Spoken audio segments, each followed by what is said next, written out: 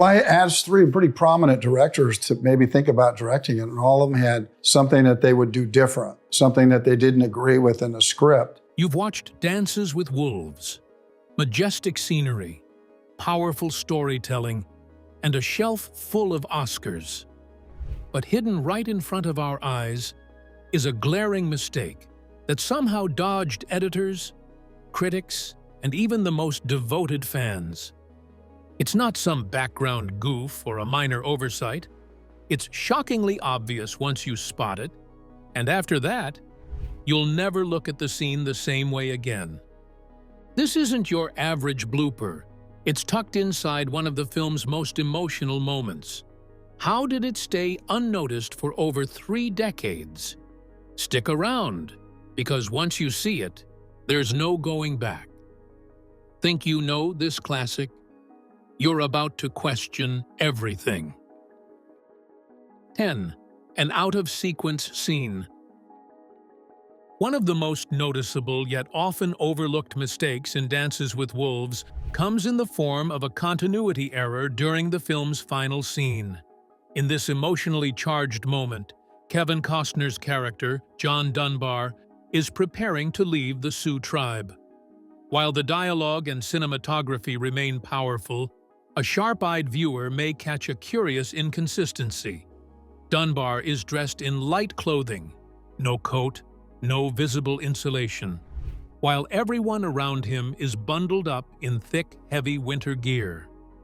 This clear contrast in wardrobe raises questions about when the scene was filmed and how such a visual discrepancy slipped past the editing team.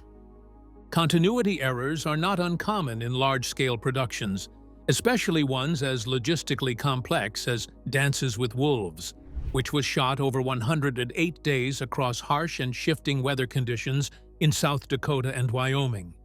However, this particular error stands out because it happens during a climactic moment in the narrative. The setting implies that the weather should be uniformly cold, given the snow-dusted surroundings and the attire of every other character present. Yet Dunbar appears oddly unaffected by the chill, dressed more appropriately for spring than for winter. This suggests that Costner's shots and those of the extras were filmed on separate days, possibly weeks apart, under very different weather conditions. What makes this mistake even more interesting is that it could have been easy to correct by either changing the wardrobe or, perhaps, with an editing choice. Most of the time, inconsistencies, mainly relating to the critical scenes, are resolved in post-production. Hence, the fact that this one slipped through into the final cut points to either a lapse in the department's oversight or an intentional decision where performance took priority over visual accuracy. Given the comparatively low budget versus the ambitious scale of this feature, it's equally plausible that there just weren't enough resources or time to get this discrepancy fixed with a reshoot. As far as the negative impact of such mistakes goes, there isn't much emotional impact left in the film. It is possible that wetting creates it engrossed emotion on the mundanity of casual viewers, who are generally overwhelmed by the majestic landscapes and touching tales before them. For those able to notice, though, it serves as a gentle reminder of the hardships filmmakers have to endure in orchestrating such large productions in natural settings. It is one flaw in an otherwise excellent film. It adds some behind-the-scenes intrigue that fans and critics will undoubtedly appreciate. And just when you think a wardrobe slip is wild, wait until you hear what it took to wrangle thousands of stampeding beasts for a single scene. 9. The Buffalo Hunt. One of the most ambitious and technically challenging scenes in Dances with Wolves is the legendary Buffalo Hunt.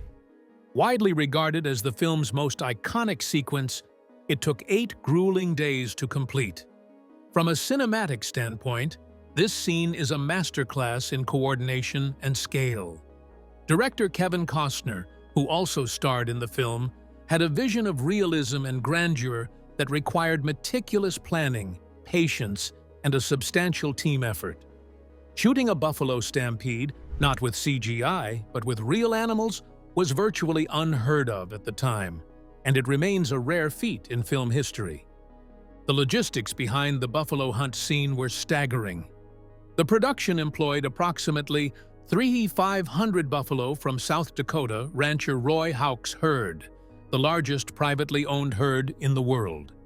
Each day would begin at 5 a.m., with wranglers attempting to get the massive animals into position by late morning.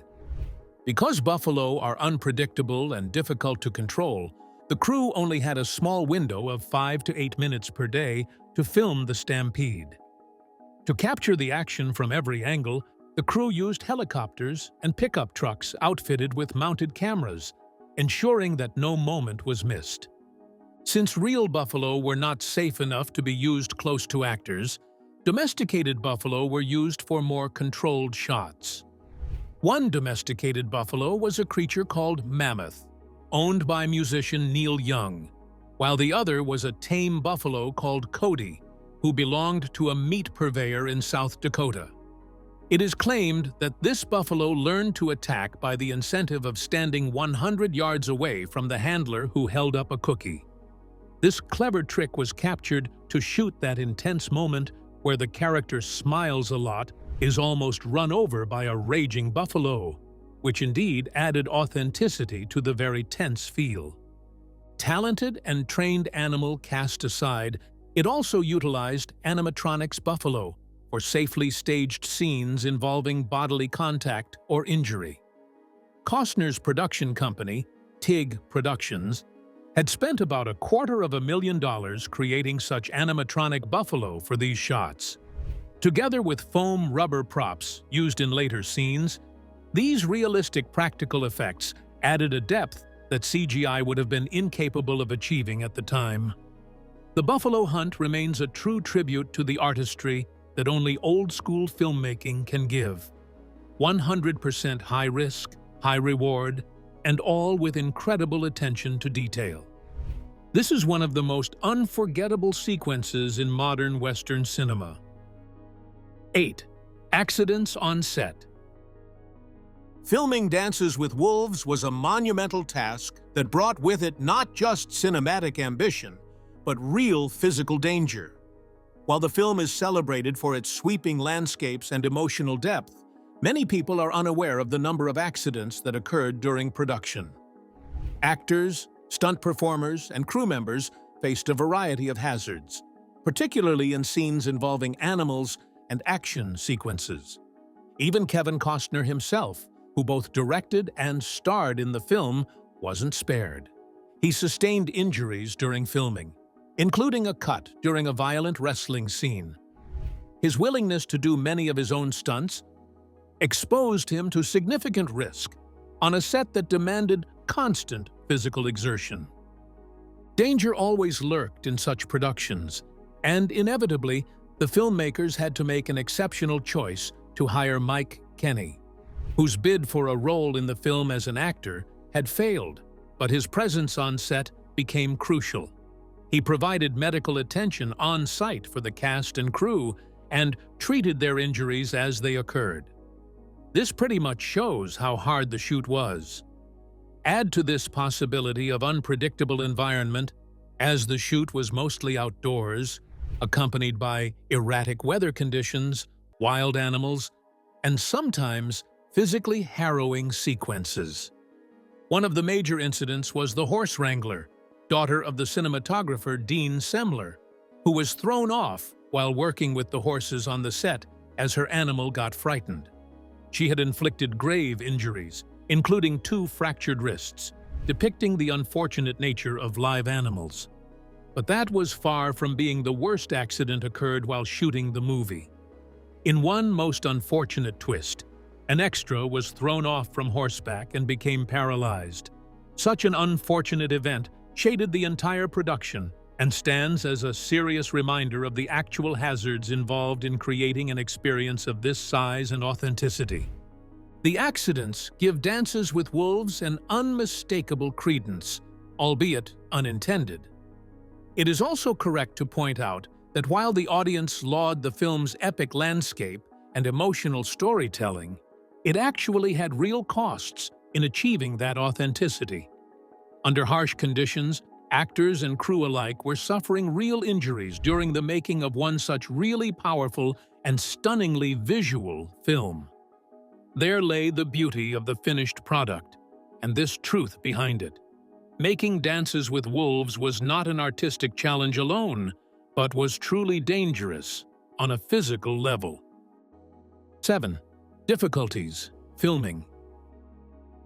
Filming Dances with Wolves was a colossal undertaking, marked by numerous production challenges that tested the limits of the cast and crew. Director and lead actor Kevin Costner chose authenticity over convenience, opting to shoot on location across 30 different sites throughout South Dakota and Wyoming.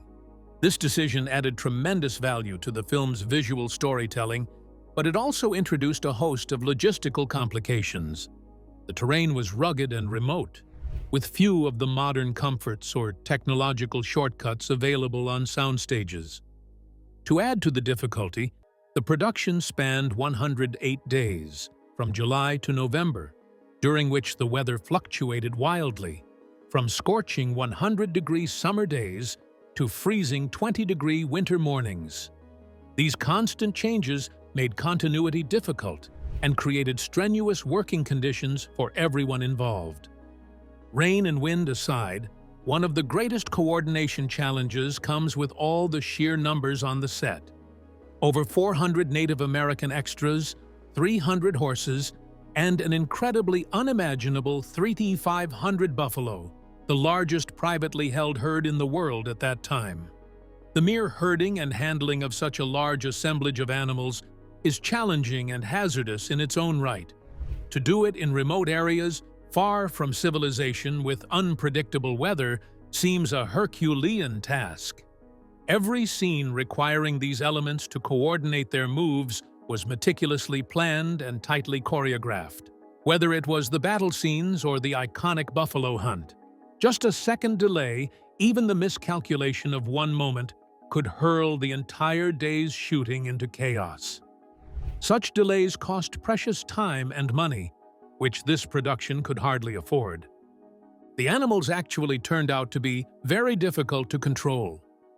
The buffaloes appeared stunning on camera, but proved to be uncontrollable and unpredictable, just like any regular stunt animals. The horses needed very experienced wranglers, but even these wranglers were sometimes unable to control them, which led to some injuries on set. The wolves were semi-domesticated, yet wild at heart. Their training required constant supervision and perfectly timed cues to ensure everyone's safety. It must be noted that this was long before CGI could hope to portray large animals or natural scenes realistically. Whatever the audience saw on the practical set meant every animal, every stunt, and every shot had to happen simultaneously. From all of the hard experience, one could end up with the film that feels so grounded, so natural, and such emotionally alive. Raw landscapes, an authentic animal presence, and a lived-in feel for the sets all go back to the idealism of the production. The headaches of behind-the-scenes production helped to create the world depicted in Dances with Wolves, where headaches became triumphs by the time the film was finished. The success of that film bears witness to the iron will and stubborn ingenuity of those who played or worked behind the scenes, willing to endure extraordinary challenges to create a historical epic. 6. Dancing with the Wolves. One of the most memorable elements of Dances with Wolves is the bond that develops between Lieutenant John Dunbar and a wild wolf he names Two Socks. The scenes featuring the wolf are not only emotionally impactful, but also integral to the story's central theme of the connection between man and nature. What many viewers may not realize is just how difficult those scenes were to film. Rather than using CGI or visual effects, director Kevin Costner insisted on working with real wolves to preserve the authenticity of the narrative. Two semi-domesticated wolves, named Buck and Teddy, were used to portray two socks throughout the film. While they were trained to a certain extent, they were still unpredictable, temperamental, and far from fully tame. Filming with wolves presented a unique set of challenges. Despite being somewhat accustomed to humans, Buck and Teddy were still wild animals with natural instincts that could not be completely controlled. One of the wolf trainers was reportedly bitten and chased by one of the animals during a shoot, highlighting the very real danger involved. Because of this unpredictability, Kevin Costner sometimes had to step in himself when trainers couldn't get the desired performance. In one particularly tense moment, Costner personally fed the wolf a piece of raw meat in order to keep it calm and focused, avoiding the risk of being bitten during a close-up shot. The team learned early on that patience and food were key elements in the dealing of wolves. Scenes often took several takes, while filming would be interrupted altogether to allow the animals to set their moods and behaviors. The cast would even howl during certain takes to incite some response or interaction from Buck and Teddy. While other Hollywood productions can impose vast amounts of training upon their dog stars, these wolves required a looser, instinctual approach. This certainly worked against the grain of an already tough shoot. Costner's insistence on realism paid off, though. What they ended up capturing was something more unvarnished than any artificial double could have provided.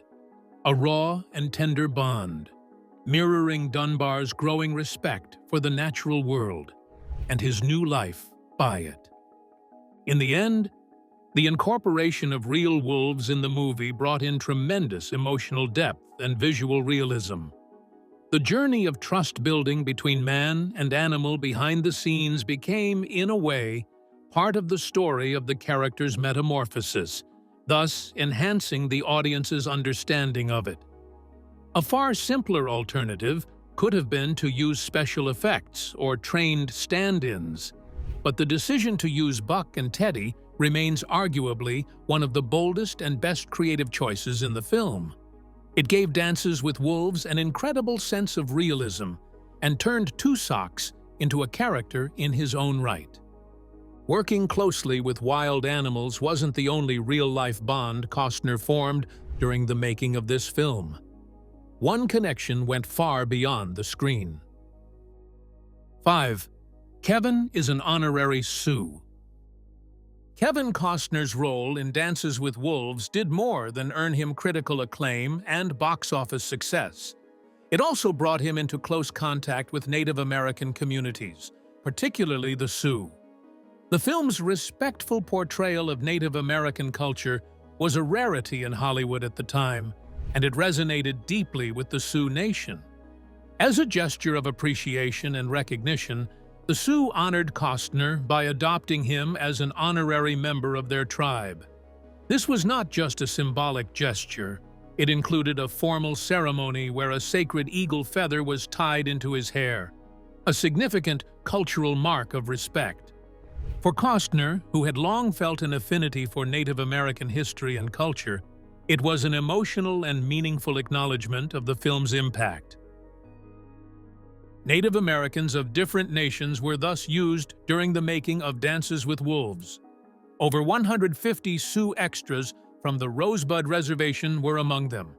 Highly conscious to portray Native life with dignity and accuracy, avoiding all the primitive stereotypes that fed the Westerns for such a long time, Costner also decided to shoot most of the dialogue in Lakota, imperfect as that might have been, to give authenticity and respect to the story.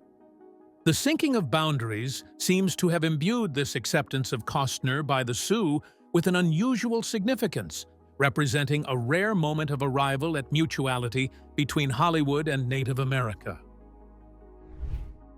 Later on, however, goodwill was strained when Costner entered into a controversial business venture in South Dakota's Black Hills, a region sacred to the Sioux. In the early 2000s, Costner proposed development of a luxury resort in lands that the tribe considered spiritually and historically significant. Those who opposed it felt it was a betrayal of any respect he'd once shown. The development was initially pursued by Costner, which many felt ultimately compromised any seriousness to his earlier position on honoring Native heritage. This project and events surrounding it stirred a wave of criticism and disappointment from those who once rejoiced in his friendship with the Sioux. In 2013, Costner dropped the resort plans. However, the controversy left a bitter taste in the man's mouth with the Sioux Nation. While his work in Dances with Wolves will be widely remembered and respected, his later actions served as a cautionary tale on the complications involved in cross-cultural relationships, particularly on the topic of land rights and commercial interests. With the Sioux, the tale of Kevin Costner's honorary standing is one of reverence and regret. It had to remind that respect acquired has always to be maintained through deed as well as word. 4. They did their own stunts. In Dances with Wolves, much of the film's authenticity comes from the physical performances of the actors, particularly Kevin Costner, who not only directed the film but also starred as Lieutenant John Dunbar. Costner went to great lengths to deliver a realistic and immersive experience, including performing nearly 95% of his own stunts. This choice added a layer of credibility to the film, as audiences could clearly see that it was Costner himself riding horses, leaping into action, or getting thrown to the ground. His dedication to performing these physically demanding sequences contributed to the film's grounded feel and helped him connect more deeply with his character's rugged journey across the frontier. Costner's dedication to stunt work is on display during the buffalo hunt scene. While any other actor would have given it to the stunters, Costner just got thrown off a horse. Instead of stopping action, he mounted the horse of his stuntman to finish the scene.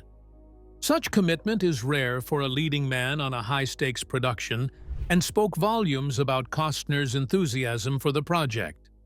Apparently, he used to put in crazy hours during their so-called magic hour 1 hour before sunset just to get the shot. All of it paid off, increased safety and saving bucks on the crew, editing, and an overall immersive viewer experience. In terms of the life of the Sioux as depicted by cast and crew, compromises were always necessary safety-wise, especially when it came to the horseback riding. It has been stated that in history, Sioux people rode horses bareback, having an uncanny control over their horses and riding with incredible skill. However, most actors are not adept at riding horses. Therefore, bareback riding becomes a risk to his life. To alleviate that, the production house allowed the use of saddles as much as they were concealing or hiding them. Saddles were covered by a blanket laid on it in such a way that the reality of bareback riding is seen on screen. It is this clever technique which has permitted the filmmakers to have a no-compromise safety while being close to visual authenticity. The decision to have the actors, including Costner, perform many of their own stunts while cleverly concealing safety measures shows the measured balancing act undertaken by the filmmakers between realism and practicality. Such choices allowed the film to remain true in the historical and emotional sense while ensuring that unnecessary risks were avoided. The final result is a visceral yet respectful film, one in which corporeal performances honor and embody the very real challenges of life on the frontier while being mindful of the dangers inherent in retelling its story. 3. Fort Sedwick. The scenes at Fort Sedwick in Dances with Wolves play a pivotal role in establishing the tone and emotional arc of the film.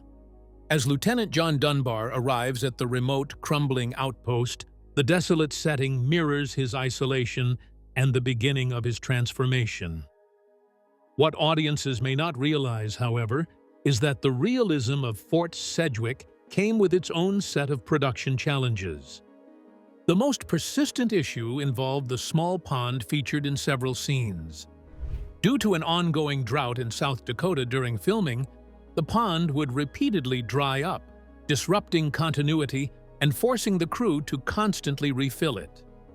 Every day, trucks had to haul in water just to maintain the illusion that the fort remained situated near a permanent water source. This logistical headache was more than just an inconvenience. It threatened the believability of the entire set. The filmmakers knew that the presence of water was crucial to selling the authenticity of a frontier military post, especially one as remote and harsh as Fort Sedwick. Without a visible water supply, the location would have appeared implausible, undermining the realism that the film worked so hard to achieve. As a result, maintaining that small but essential element became a daily battle against nature. The water truck became as important a member of the crew as any camera operator or assistant director, highlighting just how many behind-the-scenes efforts go unnoticed by the viewing audience. Most Fort Sedwick spectators have shared sentiments concerning a certain juxtaposition. Why had the fort sunk into such decay, and what had become of the soldiers stationed there?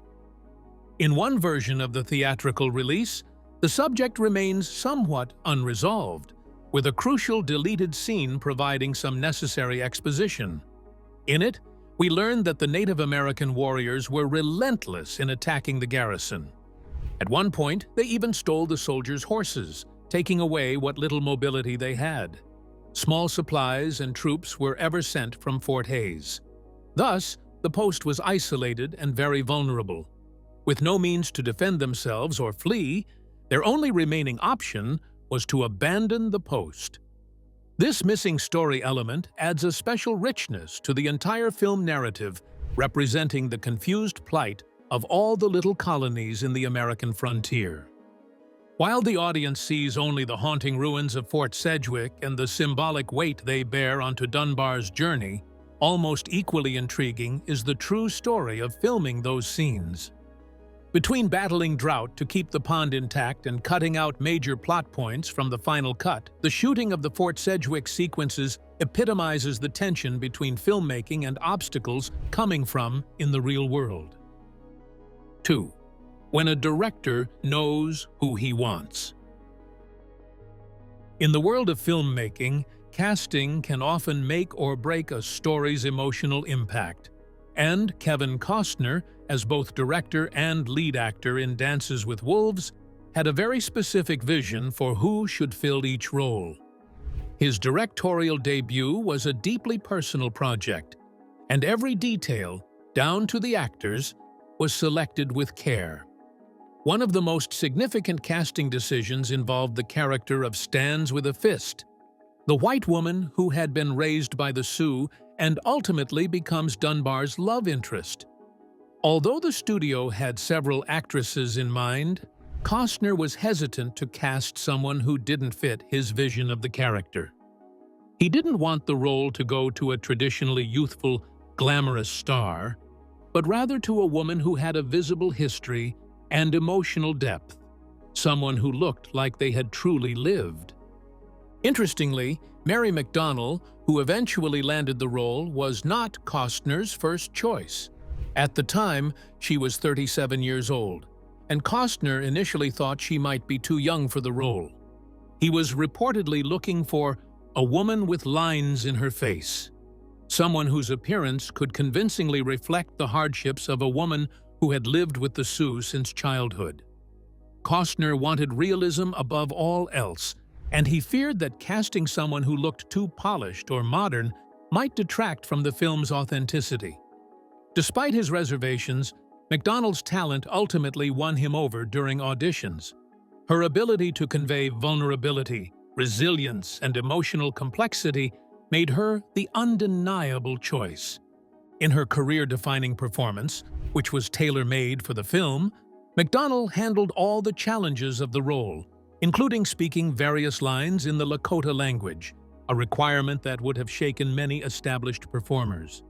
Her chemistry with Costner imbued the film with emotional resonance, while her performance lent that extra bit of nuance to a character that would have otherwise fallen prey to the story's more dramatic elements.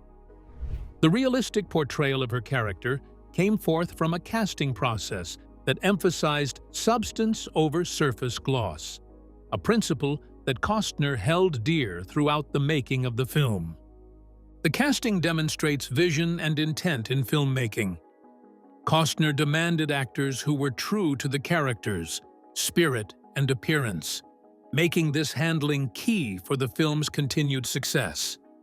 It is a testament to the care he took to make sure that every aspect of the production, from landscapes to the people populating them, was credible and tangible. 1. The Lakota dialogue isn't perfect. One of the most distinctive aspects of Dances with Wolves was its commitment to authenticity, especially in its portrayal of Native American culture. A major step in that direction was the decision to include extensive dialogue in the Lakota language, a rarity in Hollywood at the time. Over a quarter of the script was translated into Lakota, making the film one of the first major American movies to showcase a Native American language so prominently. This choice was groundbreaking and lauded for its respect toward indigenous representation. However, despite the noble intentions, the execution wasn't flawless.